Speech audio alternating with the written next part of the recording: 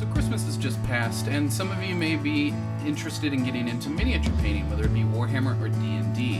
Now, if you've gone down to your local hobby store, odds are they've suggested something like Games Workshop's Learn to Paint kit. What exactly comes with this kit? Is it worth your money? Long and the short with worth your money, yeah, I think it's worth your money. But there are some strong opinions I have about this kit, and we'll cover those in today's video.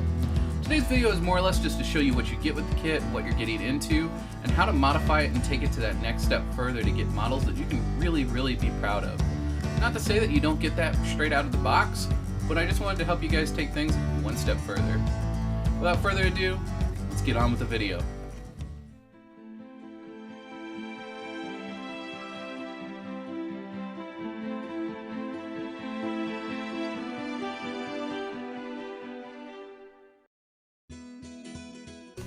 Hey guys, with the old year out and the new year in, I thought a great way to start off this year's set of tutorials was going to be with a serious painting tutorial. Now I know thanks to the holidays a lot of you may have gotten into Warhammer, whether it's Age of Sigmar or Warhammer 40k. And if you've been down to your local Warhammer store, whether it's your local game store or an actual Warhammer store, you've probably noticed they have these Getting Started with Warhammer magazines. There's an Age of Sigmar one and there's a 40k one. Obviously this is the 40k one. There's a lot of good information in here about basic strategies, how to play, a little bit about all the factions, and a wonderful painting tutorial.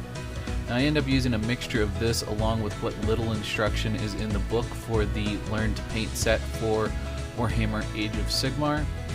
And that's going to be this week's tutorial, is we're going to go through step by step of what you get in that box and how to paint up that 3-model set that it gives you in that box.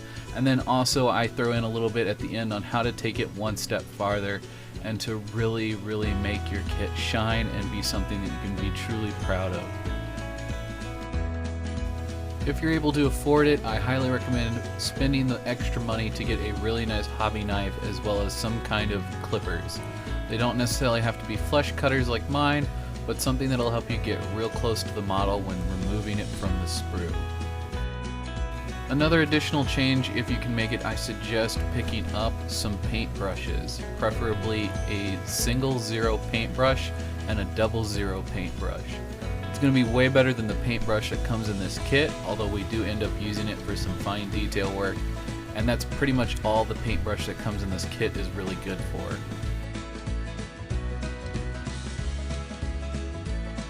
As of the time of making this tutorial, this kit came with Retributor armor, Cantor blue, Rhinox hide, Rakarth flesh, and Abaddon black, as well as a Reikland flesh shade. Now if you can, I really recommend picking up something like a Xandri Dust or Screaming Skull, a Bugman's Glow, and a Kislev flesh. These are additional paints that the kit does not come with. Now one positive is that the kit does come with full-size bottles, but I highly recommend that you get at least the Kislev flesh and the Xandri Dust, as it's going to make a huge difference later on when we start adding to the kit. The kit does include 2 runners, or sprues as it's known more commonly in our hobby, and it does include 3 miniatures. Now, I would have wished for GW to have included a sheet of paper with the instructions for all 3 models, as the one model they do show you how to put together on the box is the easier of the 3. Now if you have a set of clippers, simply cut them out as you see me doing here. It's just going to be a little snip just shy of up against the plastic, and then we can clean that up with a razor blade later. If you don't have nippers, just do your best to cut them loose a little bit farther away. You may have to be a bit aggressive with the razor blade, but simply cut down into a table, preferably a piece of cardboard so you don't ruin whatever table you happen to be working on. And then we're going to, as I've said, cut away with your hobby knife to remove what's left of those burrs, and you may decide to use a little bit of sandpaper to help smooth it out. Now you may notice that you have some mold lines, and a really great way to remove that is just simply to rub your razor knife against those mold lines, and you'll see that it just peels right off really easily. If you don't trust yourself to do this because you have shaky hands or whatever, or maybe you're a kid and your parents don't trust you with a razor knife, which is fine, you can just use a piece of sandpaper, something with a really high grit, and it'll polish it right off, no problem. notice that as I'm working with my hobby knife, I tend to keep my hands kind of close to the blade. It's important to understand that at any point my thumb is on the back dull edge. I am staying away from the blade, and on occasion I put my finger on the top. As you can see, I do my best to keep my hand away from that sharp blade, and I'm using this to steady my hand to get a nice smooth cutting motion when cutting into the sprue. This is a technique that I have developed over time that works really well for me. It may not necessarily work well for you, but always use caution when using a hobby knife. And just know that if you do accidentally cut yourself, it's better to cut yourself with a sharp knife than it is to cut yourself with a dull knife.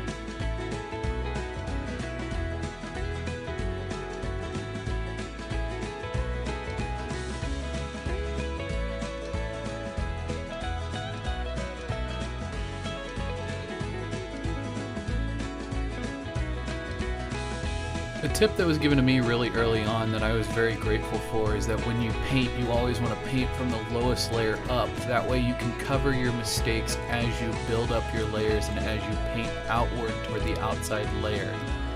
So think of it as in you want to paint from the lowest layer of clothing or skin first, the same way that you would get dressed. You know, you've got your body, then any undergarments, then pants or shirt dependent upon how many accessories that character has, and then building up from there. Luckily, it seems that Games Workshop kind of took a similar approach with this kit with trying to explain how to paint this kit. So we're going to be starting with Retributor Armor, which is the armor panels themselves, and then building up from there. Now I have a Retributor Armor spray paint that I end up using as our base tone. However, you can just paint this all by hand. It just may take 2 to 3 thin coats of paint. Something to keep in mind is that just because something looks like it's the outermost layer of clothing on a miniature doesn't necessarily mean that it's a bad time to paint it now.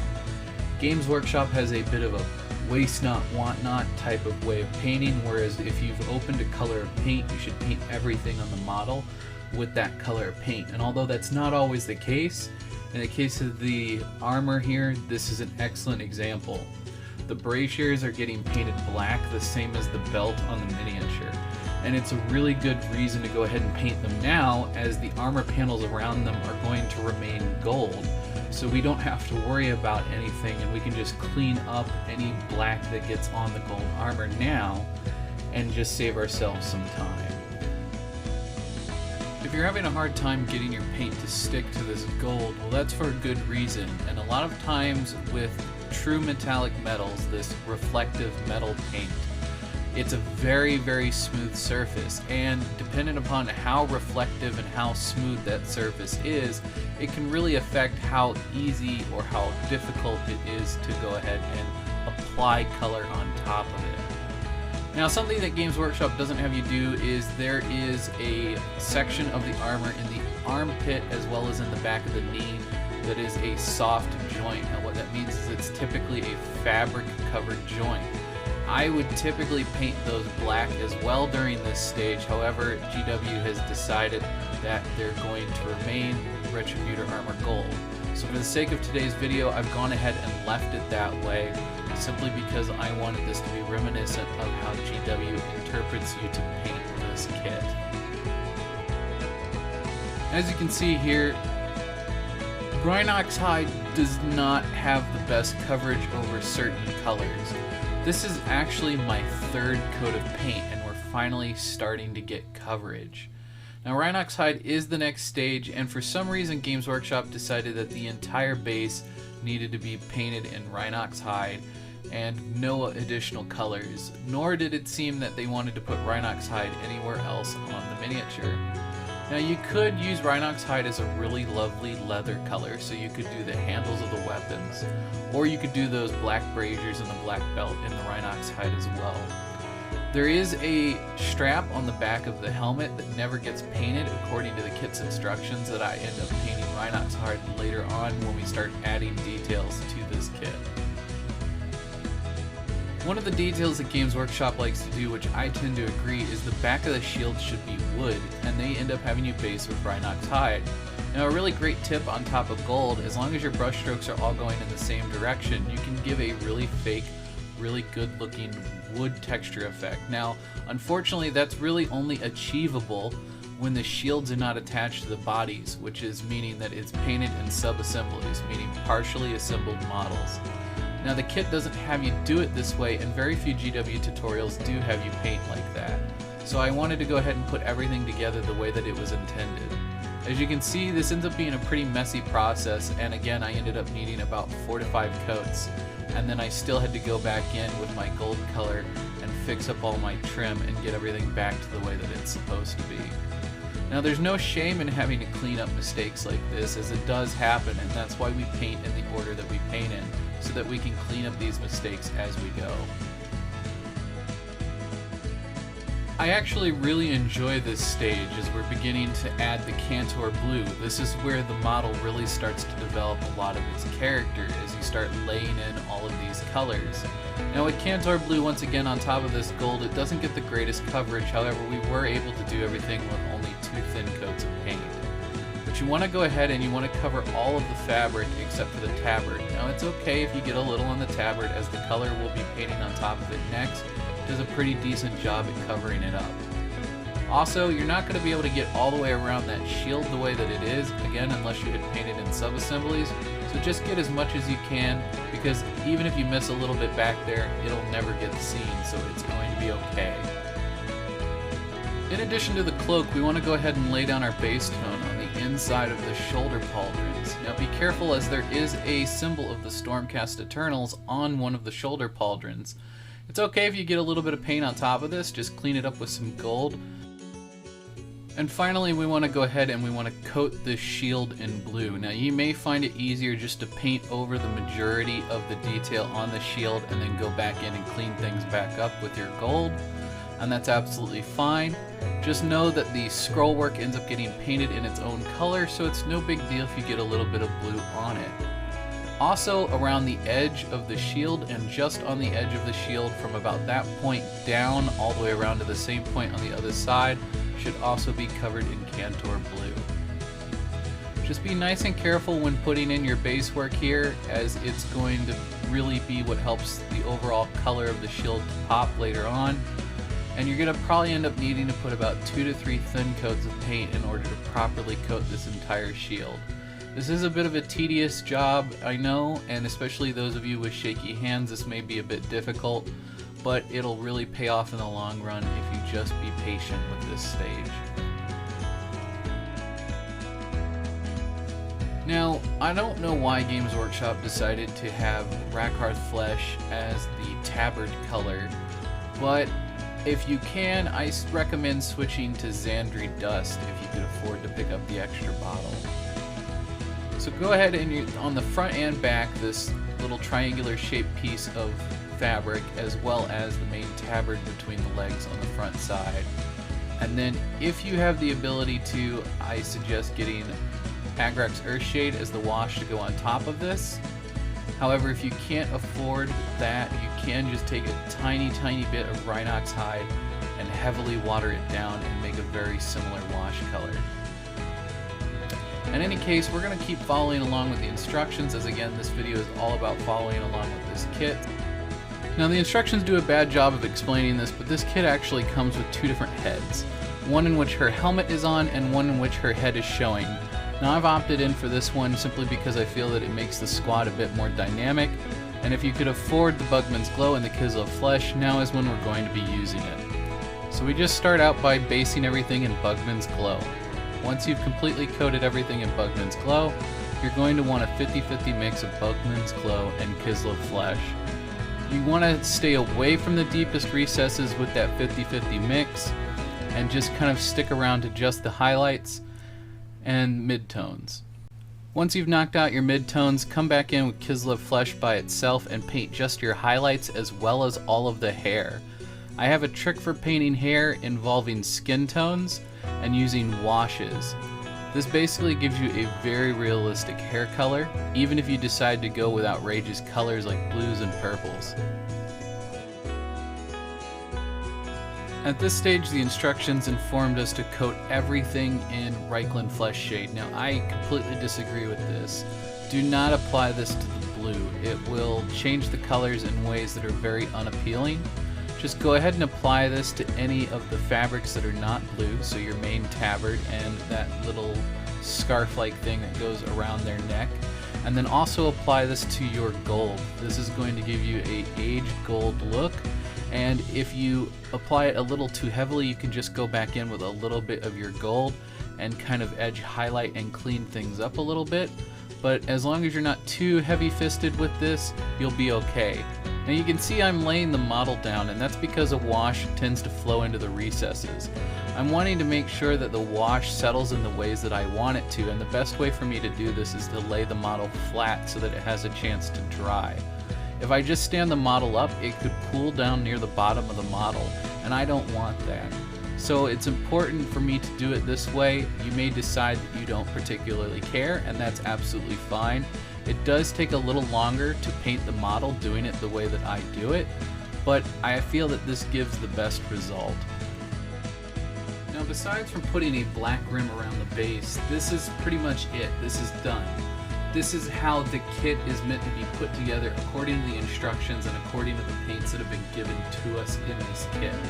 Now, if you want to take things a little bit farther, and let's say you already have a bit of a paint collection, or you're able to afford a few more paints, we're going to go ahead and take this kit to the next step, and I'm going to take you with me on that journey on how I alter this kit to get it to a more tabletop standard. Now, if you followed along and it looks exactly like how I have it, kudos to you, because it is a good looking model, but I'm going to teach you how to take it just one step further. Now you can see me here laying in a bit of Telsius blue using a dry brush, and I'm concentrating on areas that would be most exposed to sunlight. And we're just going through and we're basically turning our Cantor blue into our deepest recess. This is a really great way to make your model pop, and you don't need to change anything else. You can leave the shield and the shoulder pauldrons at original blue and just bring up that cape just a little bit, and this adds just a bit of flair to the model without having to add a ton of extra work. Now here I end up mixing a bit of Xandri dust in with the Rakarth flesh to get a 50-50 mix between the two. What this does is it kind of pulls that color away from the flesh tone and starts to make it look more natural, more like a fabric, and not necessarily flesh, which is what it currently feels like to me. Now I end up going through and adding in all of the buttons in a similar gold tone with that Retributor armor. Now you could choose silver if you wanted them to pop a bit more, but I don't want them to pull detail away from other places. I don't want them to draw the eye, so I continue to use the Retributor armor because I feel as though that's going to be a great way to add a little pop of detail without distracting the eye. Now as a result of this, there is some cleanup that ends up needing to be done, but I feel that this is a step that's well worth the effort. Now I've skipped past where I've painted up all the stonework, as there are videos about this on my channel already, and I'll link one of those here. However, the Games Workshop leaves, these sculpted leaves on these pre-made bases, in my opinion, are just a wonderful little pop of detail, and there's a few ways that we can paint these. The two most prominent of which is fall and spring. Now I've opted in for spring because of the colors that are already on the models have a lot of warm tones to them, so I want to stick away from the oranges and reds, so I'll be using Warpstone Glow and Moot Green. Now if you want to go with fall colors, you're going to want to stick to oranges and reds and yellows. More specifically something like Aberland Sunset, Jericho Orange, Wild Rider Red, and you're going to want to base in Rhinox Heart because that's going to give the appearance that the leaves started to die when they fell off the tree.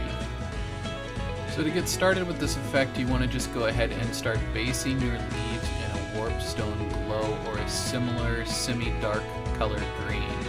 Now you don't have to coat the edges on all of your leaves, just know that on the edges that are going to be seen, like the ones on the back and the front side of the model, you may want to go ahead and make sure you catch those. If you have shaky hands, don't even bother. It's a bit of a trick, and I don't want you to spend an excessive amount of time on a little tiny detail that very few people are going to notice. You're then going to want to come in and cover about 1/3 to 1/2 with moot green. On some of them you want to dab that color back off so it kind of muddles and fades it together, and then apply a slight edge highlight back to the leaves. You want to try to make this as irregular a pattern as you can across all of them, and in some you may decide to not even rub the color back off, as it helps to give things a more natural appearance with everything not being 100% identical. And this is pretty much it at the end, guys. This is taking your stuff to that next level. All that's really left to do is to put a black rim around the base. Now you could choose another color similar to Cantor Blue, something that's going to match your army but not necessarily distract from the eye. But without further ado, I'm going to go ahead and cut over, and we're going to get a nice, good close-up look at these. And there you have it, ladies and gentlemen. Please keep in mind, this was not rocket science. You watched me do this one step at a time. Anybody can get really great looking models. Again, like I said, you just gotta take this one step at a time.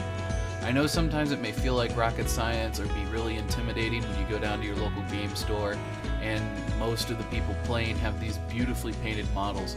But I assure you that if you just stick with it, you can get just as great of results and have those results be repeatable.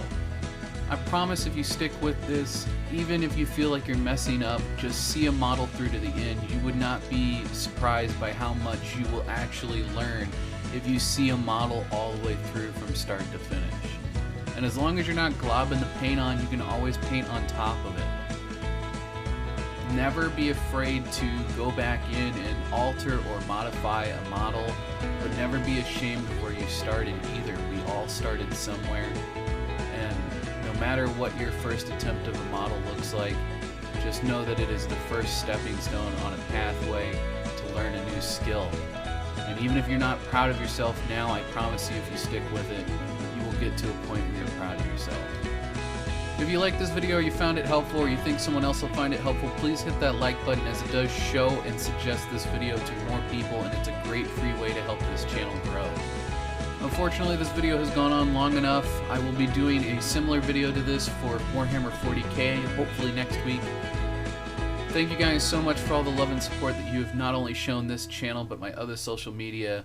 And as always, I hope your display case is always full and your pile of shame never runs empty. I'll see you guys in the next one.